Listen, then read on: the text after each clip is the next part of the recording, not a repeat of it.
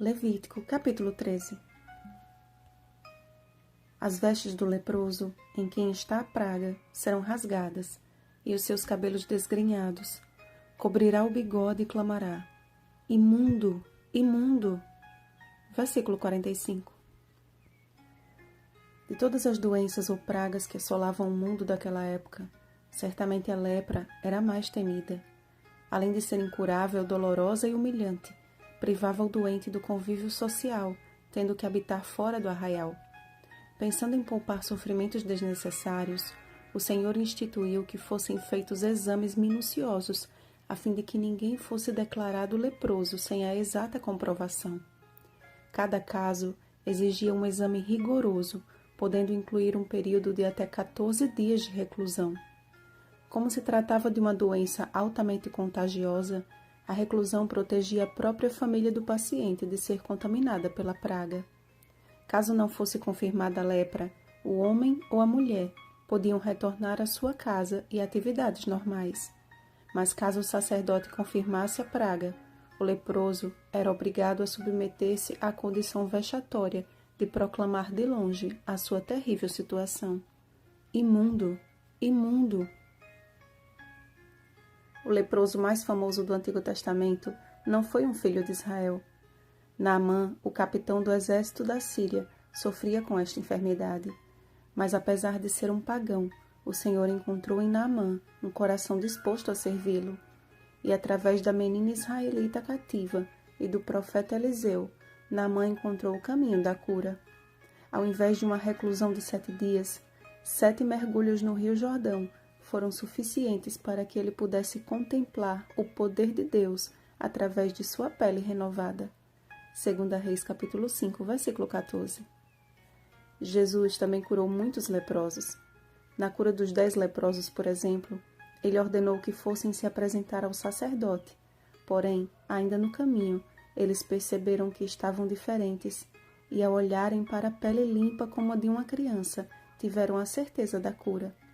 Todavia, dos 10 leprosos curados, apenas um retornou para agradecer a Jesus, e este era samaritano. Lucas capítulo 17, versículo 16. Hoje, a lepra ainda existe, mas a conhecemos como hanseníase, e ao contrário daquela época, existe tratamento e cura. Mas pior do que a lepra física é a lepra do pecado. A Bíblia diz que o salário do pecado é a morte. Romanos capítulo 6, versículo 23. E o salmista Davi escreveu: Eu nasci na iniquidade, e em pecado me concebeu minha mãe. Salmo 51, versículo 5. Já nascemos todos manchados pelo pecado e inevitavelmente condenados à morte. Como a lepra, primeiramente o pecado se mostra pequeno, uma mancha apenas, que, a depender de nossas escolhas, pode se espalhar ou regredir. Assim como no caso de Naamã e do samaritano, Jesus tem buscado seus verdadeiros adoradores, que ainda estão fora do aprisco. Homens e mulheres que estão a definhar pela lepra do pecado e cuja condição é uma sonora declaração ao mundo: imundo, imundo! Mas que ao se depararem com Cristo Jesus, a água da vida, o purificador de pecados, não gritam mais de sua imundície, mas clamam pela cura. Jesus, Mestre, compadece-te de nós. Lucas capítulo 17, versículo 13. Os 10 leprosos reconheceram em Cristo o antídoto da purificação, o tratamento eficaz e instantâneo. Imediatamente ficaram livres da mazela que os afligia. O que antes os matava passou a ser uma vaga lembrança, e o corpo saudável, a linda e miraculosa manifestação do poder que só o Senhor possui.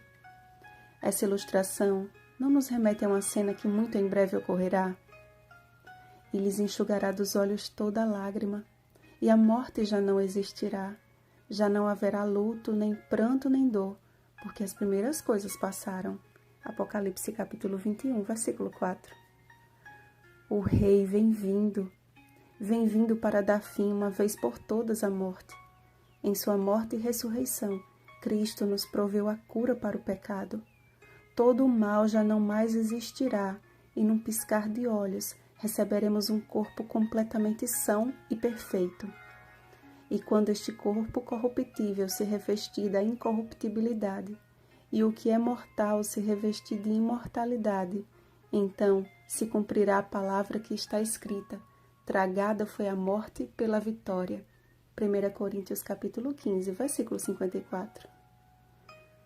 Muito em breve, nossa tristeza se converterá em alegria, e como Naamã e o samaritano, que receberam a restauração, exultaremos no Deus de nossa salvação. Amém. Vem, Senhor Jesus. Apocalipse capítulo 22, versículo 20. Bom dia, purificados pelo sangue de Cristo Jesus. Rosana Garcia Barros.